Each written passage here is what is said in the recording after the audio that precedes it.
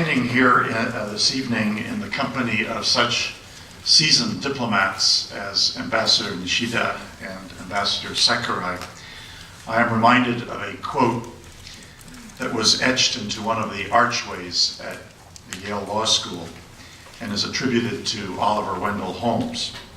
Justice Holmes said, "The life of the law has not been logic, it has been experience." I think we can say the same for diplomacy, and we will benefit from hearing one of Japan's most experienced and distinguished diplomats this evening. Let me add that we are very pleased at the Foreign Policy Association to joint venture with the Japan Society.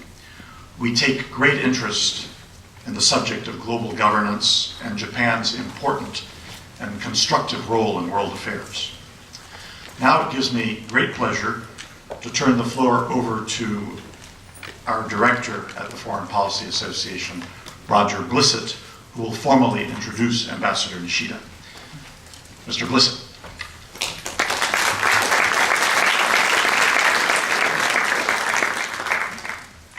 Ladies and gentlemen, Ambassador Sakurai, Noel, and the diplomatic corps here with us today. I am indeed delighted to preside over today's program, Japan and the United Nations in a Turbulent World. We are very fortunate to have with us as our speaker, Ambassador Tsuneo Nishida, permanent representative of Japan to the United Nations. Before his appointment as permanent representative, Ambassador Nishida served as ambassador of Japan to Canada. Over his diplomatic career, spanning 43 years, Ambassador Nishida has worked in the Japanese embassies in the former Soviet Union and in the United States. He has also served as Japan's Consul General in Los Angeles, as well as Deputy Vice Minister of Foreign Policy and Deputy Minister for Foreign Affairs. We're delighted that Ambassador Nishida can be with us today. So please join me in welcoming Ambassador Tsuneo Nishida.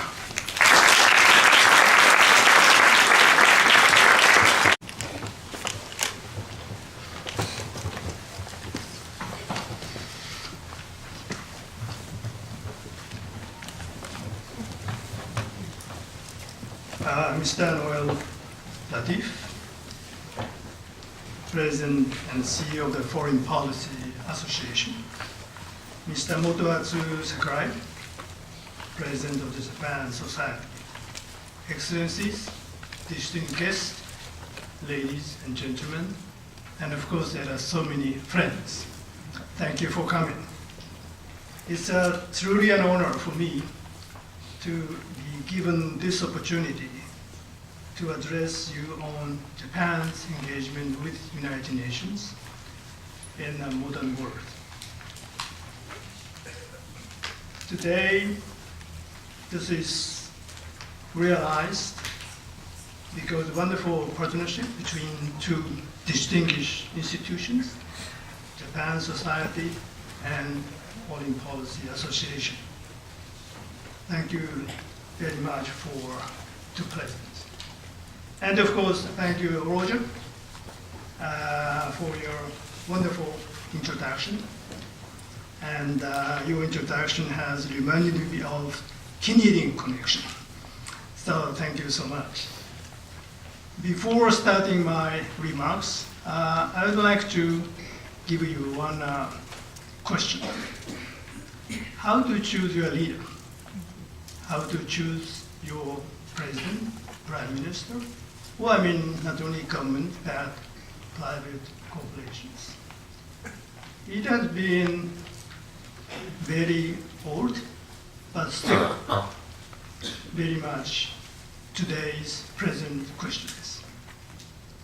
World is really changing so fast, and environment surrounding your company, your family, your people is also changing so fast. We need a good leader.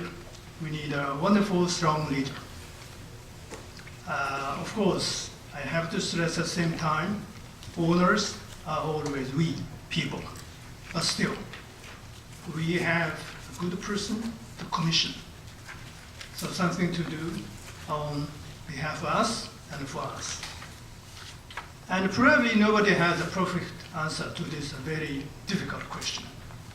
But when I was in the Soviet Union, I found out then the Soviet Communist Party had a really perfect answer how to choose the leader. If you want to be leader of Soviet Union at the time, you need two talents, qualifications, mentally and also physically. First, it's a simpler part. You have to deliver a very long speech without any interruption, at least couple hours. If you are lucky, then you can extend almost half a day. But substance is almost nothing. It's almost torture. But it is the one first qualification for you to be the head of then Soviet regime. Second qualification is a bit harder part. You have to climb up the Lenin Mausoleum in the winter time. Temperature, well, you're not surprised, -20, -30 centigrade. Probably it's almost 10 minus the Fahrenheit. You could stay, salute. Of course, you have to review military parade. This is annual event. You have to climb up, you have to stay, you have to salute, and probably you are invited to make a speech again. And so probably the ceremony lasted a couple hours. Of course, after the ceremony was over, I hope she or she could get access to vodka, but still. And this is the annual event. It means you have to test yourself, every year. And sometimes you think it's just too much. Then you will find your successor. Very peacefully, very democratic way. That's a way how to choose your perfect leader. So I think we can learn something from this. United Nations today is almost like that.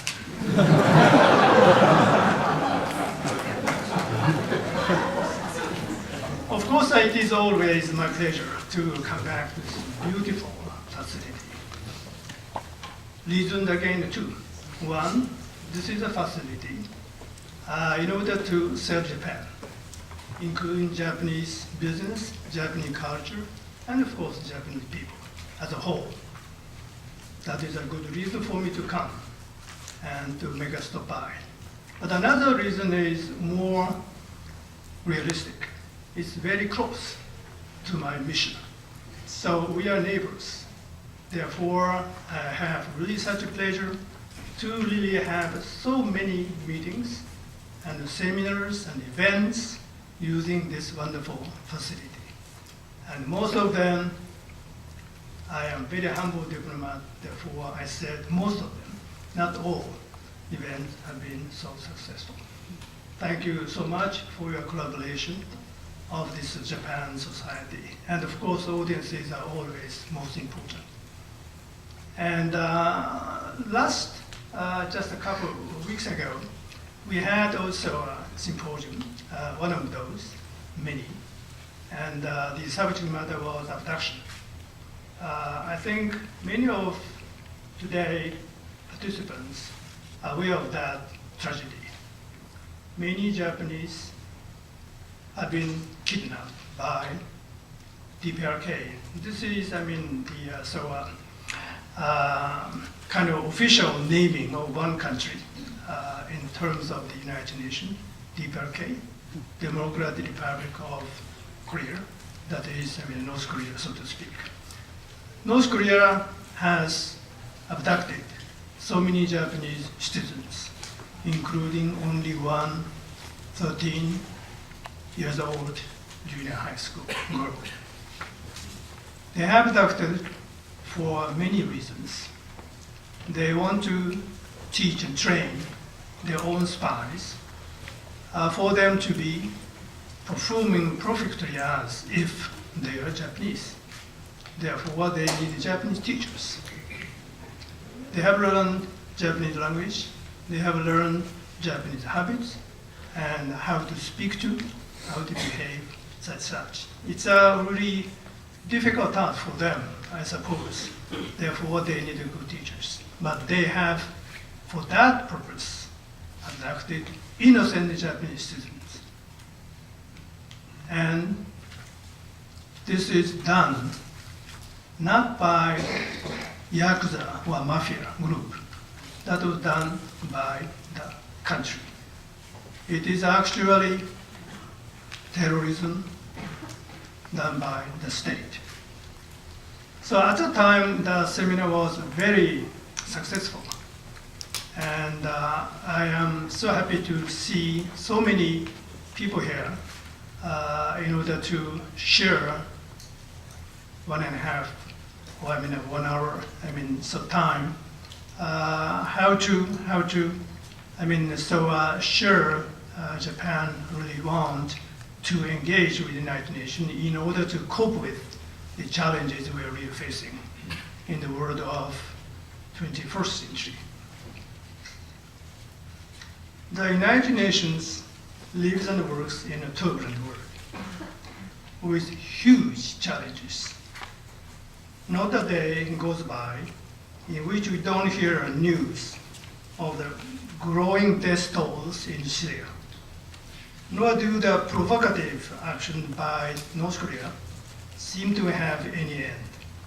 Suicide bombs, acts of terrorism have become almost routine in many countries and in many regions. We are getting accustomed to. Even we say, oh, only 100 people killed. That's the reaction. The reality that we face today are obviously totally different from what surrounded the United Nations when it was founded in the year of 1945. If we look at the nature of the conflicts around the world, conflicts within states, including ones involving non-state actors, have increased dramatically over that time. The recent uproars witnessed in North Africa, Middle East, are all good examples of conflicts of this nature. Furthermore, it's not just the nature of conflict that has changed. The advancement of globalization has presented the world with new and pressing challenges requiring holistic and comprehensive approach. Terrorism, piracy, violation of human rights, issues related to women and youth, and migration. These are only some of the tasks the United Nations, its member states, including Japan, need to address. And of course, on top of that, shift in the balance of political and economic power among member states are another very important aspect that cannot be disregarded. Economic and financial crisis, which started here in the United States, spread to Europe, has become a heavy drag on the influence of developed countries in the United Nations jobs. At the same time, emerging and developing countries are gaining an even more significant voice. These countries included not only BRICS, or the next 11, even very small or smaller countries rack their brains to increase their leverage. The LDCs, standing for least developed countries, and Cs, small island developing states, are examples of groups of such developing countries that by gathering their voices together are increasingly stepping into major world stage. I think it is very fair to say the world has become more and more fragmented and multipolar, or to be more exact, I have to say non-polar. As we can see, the global landscape is becoming becoming a very complex one. As the most universal and representative institution the world has, hopes remain.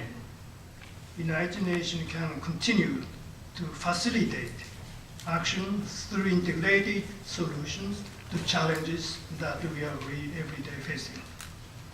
Japan has maintained a passion for multilateralism and respect for international order since its accession to the United Nations.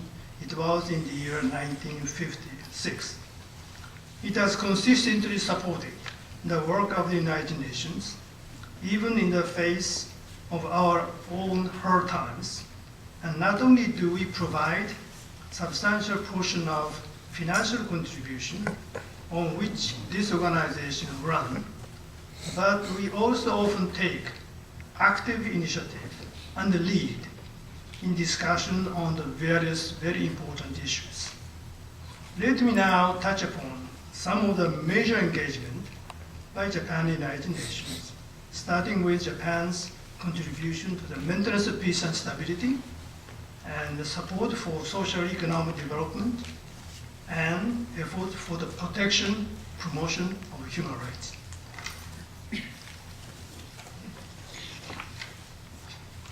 Of course, preventing armed conflict, keep peace, and rebuild war-torn states remain among the most intractable challenges facing the United Nations. Every year, at least 250,000, I repeat, 250,000 people die in interstate armed conflicts. And according to the World Bank, up to $100 billion are spent in conflicts. United Nations has evolved over the years to effectively respond to the new and complex crisis. Peacekeeping operations, PKO, have become more and more robust and multidimensional.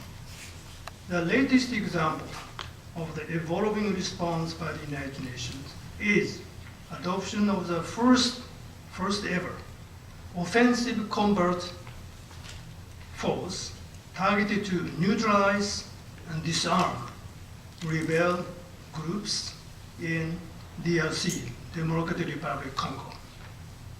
The cooperation between the United Nations and the regional organizations like Africa Union has also evolved notably. We can witness in the dispatch of AU and UN hybrid operation in Darfur, in Sudan. Furthermore, in an effort to foster integrated strategies for sustainable peace and recovery in the aftermath of armed conflict, the United Nations established a new commission called Peace Building Commission in 2005, under the auspices of both General Assembly and the Security Council. In addition to that, the Department for Field Support was created in the year 2007 to manage the logistical aspect of PKO more effectively. How does Japan fit in this process and in these efforts?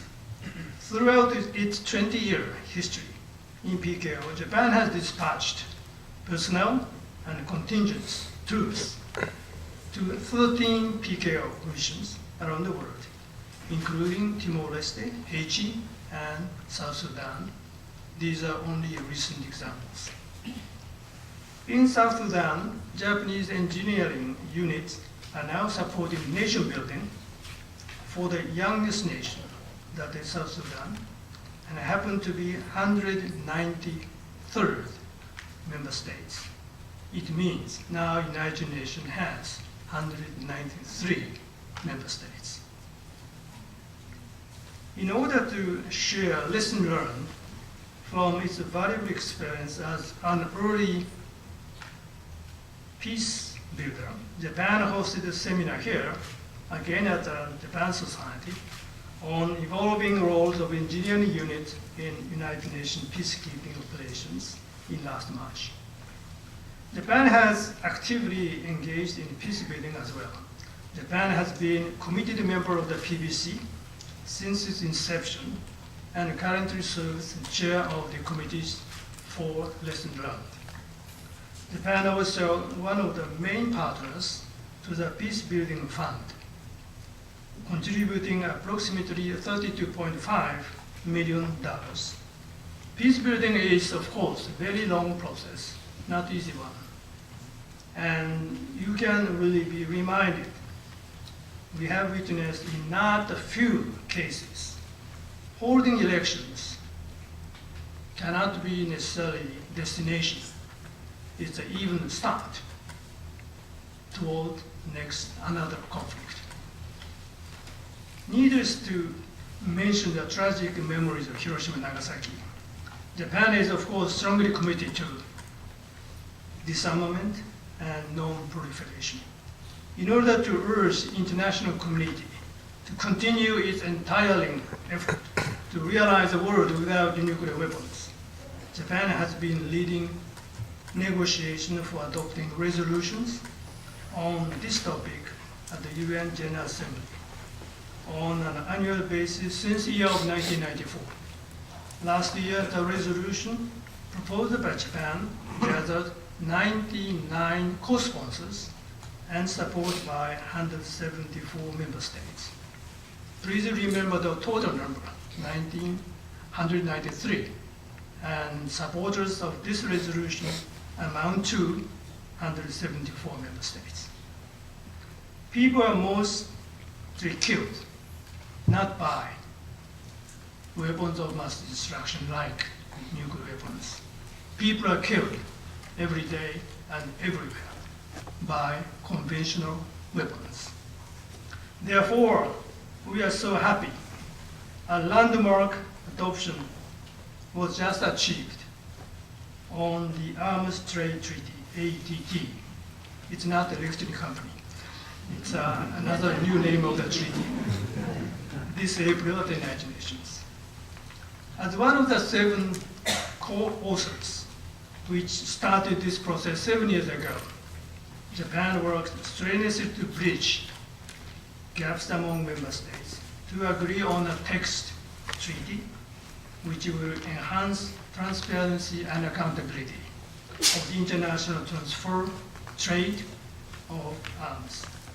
I'm more than happy that Arms Trade Treaty was adopted by an overwhelming majority of member states, including the United States, and the signing ceremony will take place very soon here in New York.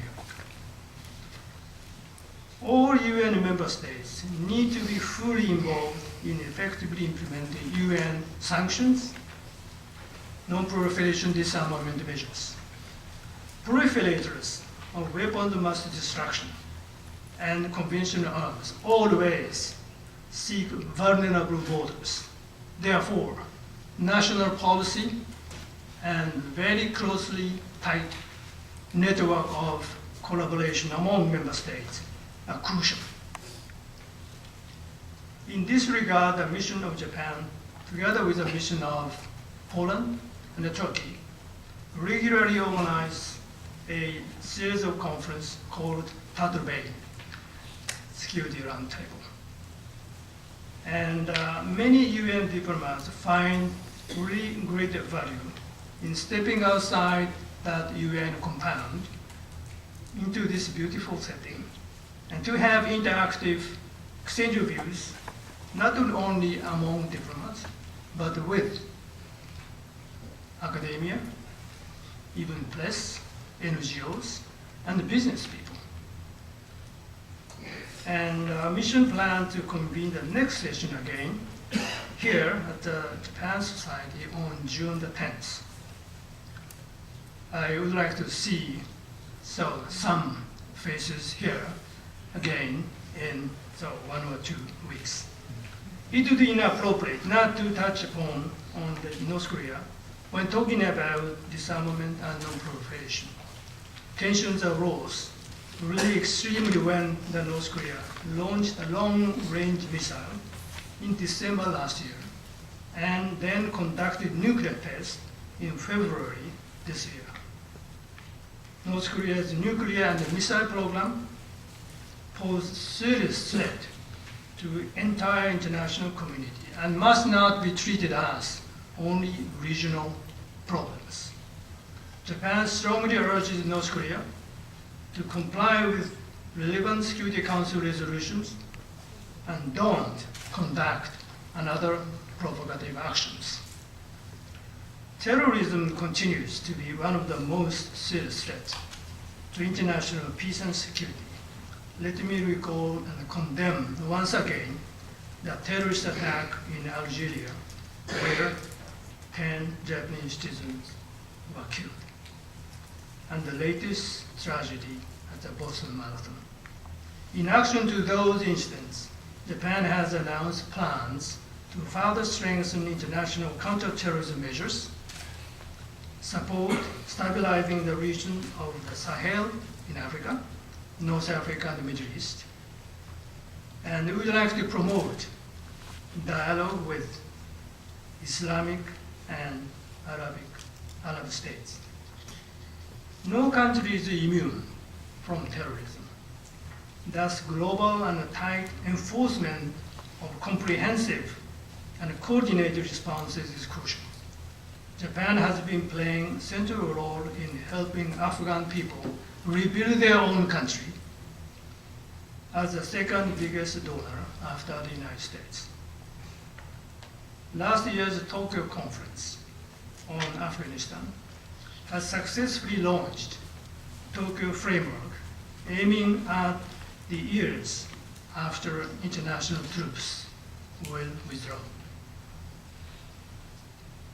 I would like to go to the second pillar, that is social and economic development.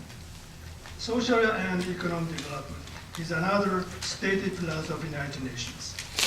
While we have less than 1,000 days until the target date for the achievement of Millennium Development Goals, MDGs, Japan has been working hard to accelerate efforts toward achievement of MDGs through a number of initiatives, including ones especially education and health. At the same time, Japan has substantively contributed to the discussion of the formulation of the development agenda beyond 2015 by organizing an informal policy dialogue group called the Post-MDG Contact Group, as well as by actively participating, supporting the United Nations Development Group in conducting series of thematic and regional consultations with various stakeholders, including civil society, private sectors, and others. Women and youth are expected to play a pivotal role in this inclusive process.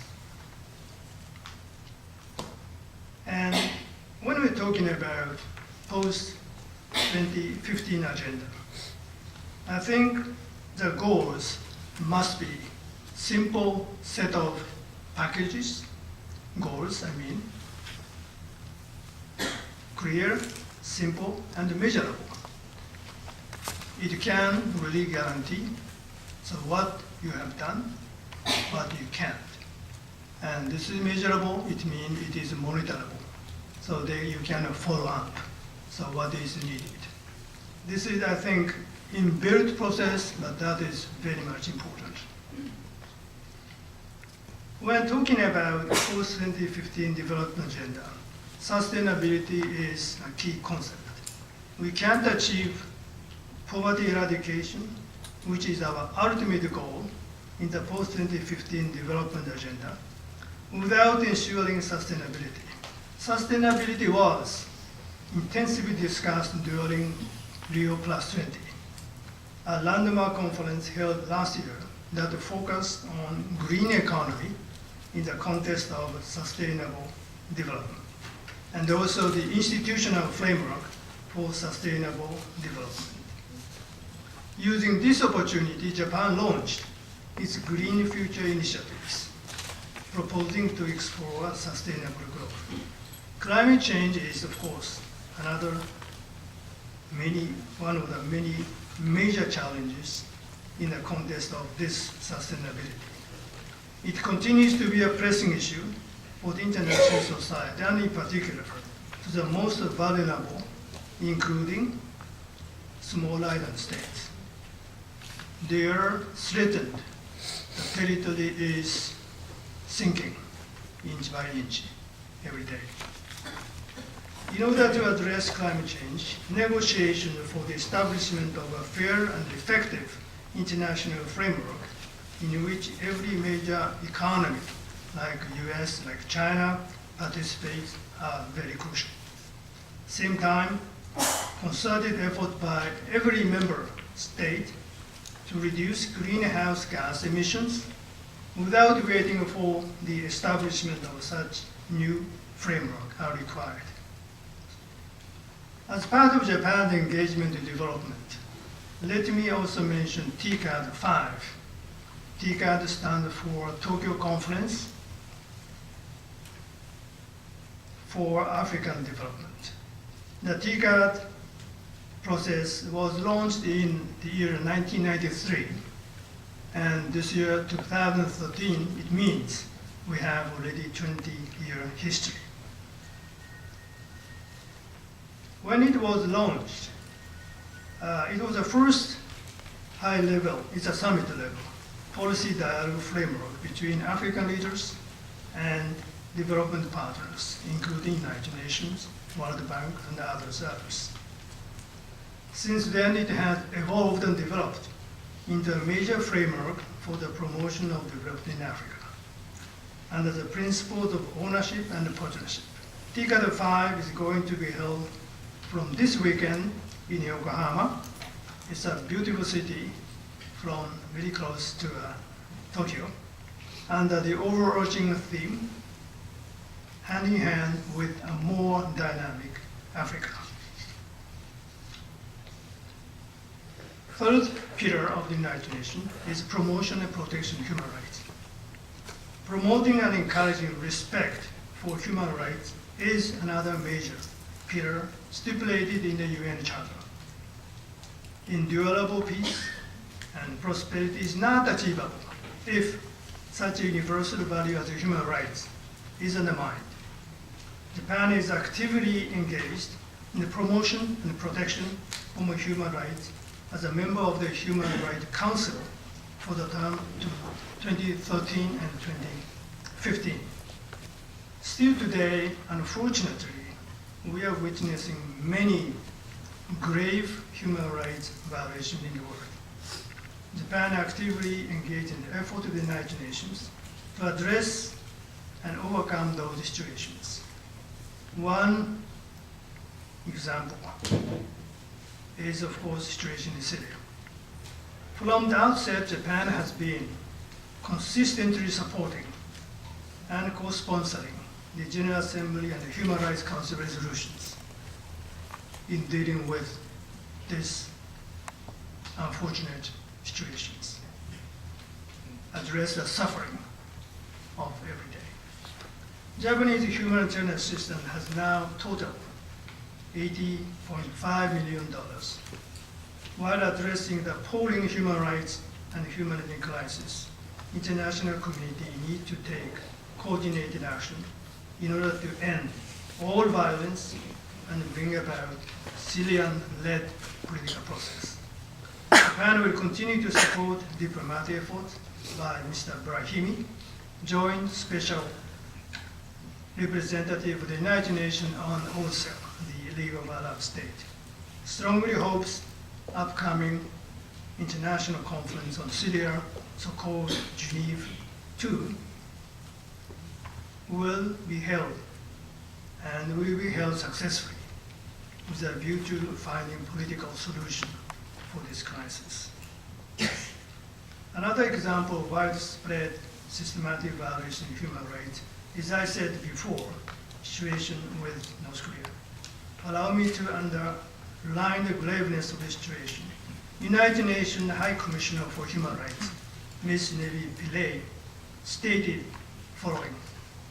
The deplorable human rights situation in DPRK, which in one way or another affects almost the entire population and has no parallel anywhere else in the world, which may amount to crime against humanity.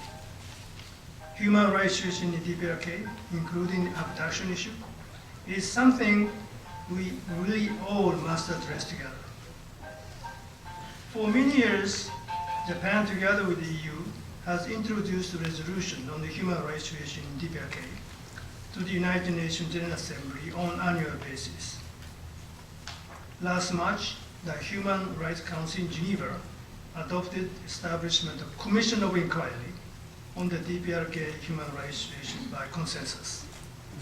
I sincerely hope the Commission of Inquiry will be successful in this work, and I urge all member states to cooperate with this panel. In addition to country-specific questions, cross-cutting issues are also very much at the heart of the United Nations. Advancement of women, who account for at least half of the world population, is one of the key issues. A number of fora at the United Nations have been addressing economic, social, and political disparities and discriminations against women. And further, Security Council highlights gender issue through its thematic debate calling for concrete measures to end violence, discrimination against women. In order to respond to these international calls, Japan has not only incorporated general perspective of women in its ODA policy, Official Development Assistance Policy, but has also recently announced a new contribution of $4.5 million for programs to prevent sexual violence and support victims in countries such as Libya, Somalia, Central African Republic, and Mali. I have today briefly explained how Japan engages in the three pillars of the United Nations, namely maintenance of peace and stability, development, and protection of human rights. But let's not forget about UN reform. Different issues I have today touched upon, in fact, all interconnected, and therefore holistic, coordinated approach is required. Although initiatives to implement the reform agenda, such as change management team announced by Secretary General Ban Ki-moon, is mostly welcome, the United Nations, like any large organization, public or private, struggles to adapt to new realities in a timely manner. Frustration is mounting. Other organizations seem to be unable to function effectively as we really expect. Particularly Security Council is one such organ that hasn't changed substantially from its original form despite profound changes in the world. Security Council reform is long overdue. It's time for all member states to start real negotiations with a sense of urgency and a spirit of flexibility, but on top of that, spirit of trust. Mutual trust among member states, with a view to common future to come. Ladies and gentlemen, I hope my talk today has provided you with a little bit clearer picture what Japan has been doing and tried to do so. But before concluding, I would like to refer to two concepts that are of great importance in my view, today's world, namely rule of law and human security. Importance of rule of law cannot be overemphasized. In the face of new and complex challenges, rule of law is core principle of governance that ensures justice, stability, and predictability. Japan has continuously believed in the rule of law contributes to strengthening it. In fact, Japan is supporting major international judicial institutions like International Court of Justice, ICJ, International Criminal Court, ICC, and International Tribunal for the Law of the Sea, ITROS, both not only providing judges, but financial terms. Our support to ad hoc tribunals, including the extraordinary chambers in the Court of Cambodia, also shows another good example that Japan believes in the rule of law. In addition, Japan has been making further efforts to provide legal systems and human resources in various developing countries. Rule of law is an essential precondition for lasting peace, stability, and global prosperity. However, we can't yet claim rule of law has been fully respected in every corner of the world. It is of particular importance that rule of law is applied in territorial and maritime disputes, of which there are still a number in many parts of the world. I would like to underscore the foremost principle: we must settle disputes and reestablish order, not by force, but by addressing them based on rule of law. Any attempts of coercion or intimidation must not be tolerated. Human security is also a concept particularly relevant to today's global environment. It's a new and developing concept, which focuses on individuals instead of states, and pursues ways to provide individuals better conditions for them to live healthy, dignified, and fulfilling lives they are really entitled. Human security is effective in helping vulnerable people suffering in countries where government very often does not function. By empowering them and their communities who live in free from fear, free from want, and live with dignity. That's the hardcore of this new emerging concept. Japan has been really working on that. Japan has been promoting this concept in United Nations activities through the UN Trust Fund for Human Security. The adoption of the General Assembly resolution last September, which established a common understanding of the concept, was a major breakthrough to further promote human security. Today's complex and turbulent world does not allow us only simply to be neither optimist nor pessimist. Every and each country, responsible partner of the world, has to cooperate hand in hand to establish just, fair international order and achieve the future we want for the next generation to come. The road toward the goal is long and bumpy, but I believe the United Nations, despite ongoing efforts for this reform, is still currently the most viable vehicle to take us to the desired destination. Thank you so much. Thank you for attention.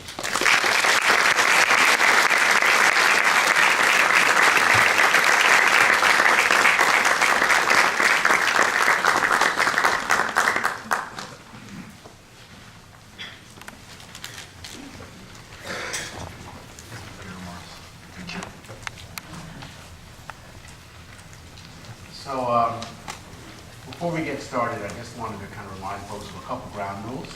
The first is Well, thank you so much. It's a very, a good question, and it's a very profound question. Because Japanese diplomacy has been working on in a very much energetic way how to establish the healthy and well-balanced relationship with all neighbors, including, of course, China, including ROK and others. Because these are traditionally, historically, and only economically and politically, have been wonderful partners. And we have shared long history, and I hope we will have common future that will be really beneficial for all the neighbors. We live in, of course, in a global world, but we live in our region as well. And this region is really booming.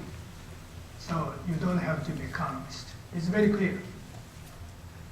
Korea, China, India, and others, they have been really booming. They are providing opportunities as a market, and also they are providing wonderful people, youngsters and senior people. And why not? Japan is part of that. So therefore, Japan wants to really work on so hard in order to talk to, in order to reach out to those government, not only the government. Government is only a small part of the societies. We would like to talk to the people. We would like to talk to private sectors, NGOs. I'm very much optimistic about that because it's a kind of political and psychological period of transition when big change, power shift has been really now occurring in that area. Last 20 years, China has been emerging, and Japan has been suffering in the long tunnel, and therefore both sides, people, or as a whole society, are not necessarily prepared how to work together, how to see each other, and by doing so, how to create new common opportunities. So I think this is transition. It never lasts forever. We're going to have mics on either side of the aisle, so.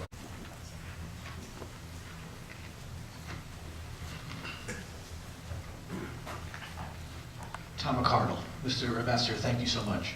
You mentioned near the end of your words the necessity of reform in the UN, particularly the Security Council. Do you see a part of that as being an expansion in the number of permanent members? And if so, do you see Japan as being one of those permanent members? Well, thank you. Japan has been already long. We are a very, strong advocate for the reform of United Nations as a whole, and in particular Security Council.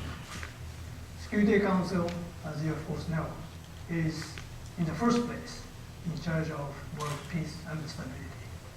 Against that political change, as I have just wanted to share with you, we need functioning organ that is able to address these challenges from this change of the world. And therefore, we need revised version of Security Council, reflecting the reality where we live. When you have a chance to go to the United Nations building, United Nations building has been really, in process of renovation, and that is almost now fixed. Why we need renovation? Because it's old. It's obvious. Because you can see building is dirty, building is not modern, building is so shabby. So people can understand, oh, we have to renovate. So, like everybody, every household is doing. Weekend, or you need a program plan, but you have to address this issue. Otherwise, system or organization is going to fade away. Same thing is happening. United Nations structure, construction of, not physical construction, not construction of a building, but construction of organization. are getting obsolete. So I mean, what is a concrete plan? Of course, it's different among member states. It's okay. We are always diversified. We are always different. Therefore, we get together. Therefore, we are diplomats. Otherwise, we are losing my job. So that is a task. And then we need a process getting started. So that is what I want to say. Thank you. This question over here. Yes, it's Rhonda Haubin, and I'm a UN correspondent for TATS.de, which is Die Tageszeitung online. My question is that Japan sent an envoy to the DPRK, and I'm wondering if that part of an effort of Japan to encourage more discussion and political efforts with the DPRK, and can you speak about that a little bit? I think, so diplomacy has been European itself. And we have discussed so many times. So some questions like economic sanction is really working, or economic sanction is just so nominal and never happens, or something like that. Or you need a conversation, dialogue, or you need soldiers, or you need sanctions, squeezing the economy so that you can get kind of compromise from the opposition parties. So I think all these questions have never been answered in a local way. Therefore, United Nations, international community, including Japan, has been really tried in so many paths to reach the goals where we live and believe is the right direction. Therefore, we have urged member states like the United States, like China, and others, in order to get together and send unified, strong message to the people who govern this country. That is sometimes in the form of sanctions, sometimes in the form of a call for the dialogue. So we name it a kind of mixed approach, two-tier, dialogue and whip. And if we are ready to sit at the table, talk about in a peaceful way solutions, because every country is really suffering, not only North Korea. Neighbors have been suffering as well. And probably who has been suffering mostly is, of course, the people. It's something we have to really change. Back here.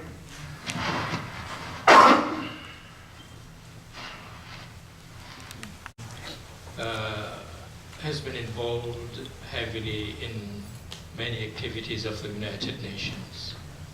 And its voice is always raised in international fora on different issues, especially including issues regarding to developing countries and helping them to face the challenges they face in the modern world. However, what is the most dangerous issue at the moment is nuclear weapons. And the nuclear weapons pose a real danger to the world today and in the future. And I would have expected that Japan's voice is raised more aggressively in regard to addressing the nuclear weapon states, the NPT nuclear weapon states in particular, in order to greatly reduce the arsenals and also the stockpiles which they have in their countries, because this is the issue which is encouraging others outside the NPT as well to proliferate nuclear weapons. And this is extremely dangerous. So My question to you, Ambassador, is why Japan is not very aggressive in addressing this issue towards the nuclear weapon states to do what they are supposed to do, number one. And secondly, in regard to the reforming of the United Nations, the Security Council in particular. Of course, the issue of expansion is important, and other countries should come in as well to be given a chance to become permanent members in the Security Council.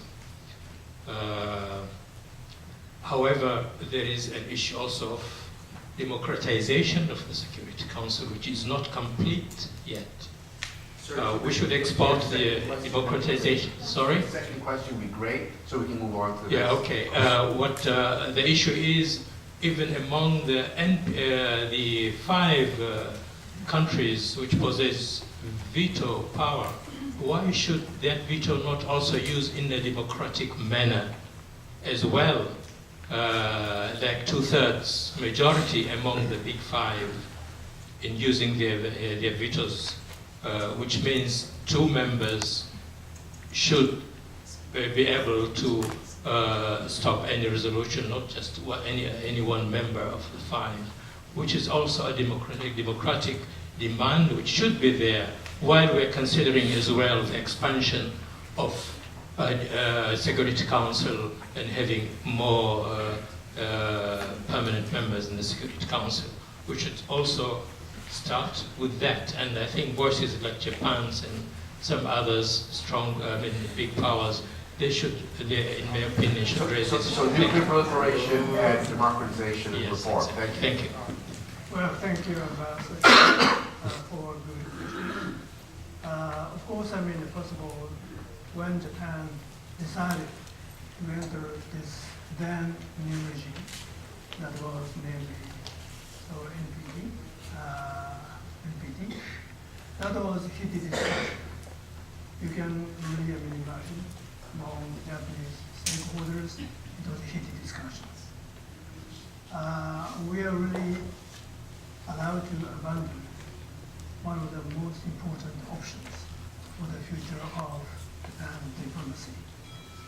Or this is really good for Japan to be part of that, so long as you believe so NPT will provide lasting, probably not forever, but I think that sometime to come, it will be a very important framework for the world is supposed to be dealing with this very difficult issue. How to control the nuclear weapons and how to prevent proliferation of the nuclear weapons and others. So that was not easy.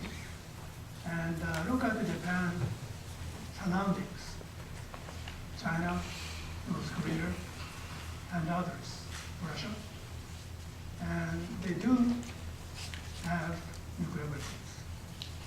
There are, of course, in Japan, every day, like today, still discussions. So what would be the best option for Japanese diplomacy in the future? But I think, in my view, Japan has, the Japanese people have kind of consensus. We need to take better balanced approach. We need to be realistic, and we need to talk to P5 and others. Therefore, a couple of years ago, we have launched a new initiative. It's NPDI, non-proliferation and the disarmament initiative, with other 10 countries. And these are countries sharing the same kind of middle road approach in order to really aiming at feasible and realistic approach so that we can create the compromise and we can create concrete result in the foreseeable future. That is our choice. I know there are some other, of course, opinions. Some countries are Japan to be taken more, as you said, suggested more aggressive course. While others say, oh, this is almost just waste of time. Because P5 never other nuclear powers never, give up their weapons. So Japan is still in the middle and try to be recruiting like-minded countries. And I hope your country will be part of that in the future. Second, Security Council reform. You're completely right. We have two, criteria. One is, how can we modernize this existing structure of the Security Council, adapting to the new realities, as I have said in my speech. Second is, of course, more member states should have access to the Security Council's works. Therefore, Japan has been adopting two most important points. One is expansion, both categories, permanent, non-permanent seats, and also working method must be more transparent, accountable, because how big we can even expand the Security Council. Number cannot reach 193. It will be divided into members of the Security Council and non-members of the Security Council. Therefore, the wall dividing two categories should be lowered so that no member of the Security Council, permanent or non-permanent, could have more access to many of these Security Council jobs. So I think this is another very important point. Thank you.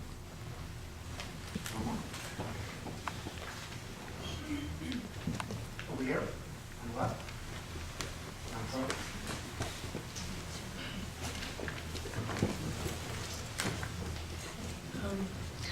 My name is Maya from the Japan Center for International Exchange. I have a bit more of a personal question for you, given your experience both with the Foreign Ministry and now with the UN.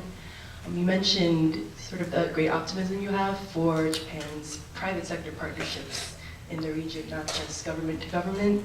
I wanted to ask, given in the UN, to what extent do you feel, I guess, independent from sort of the government stance on regional issues, political issues? To what extent, what's the difference, I guess, in your work with the Foreign Ministry and with the UN?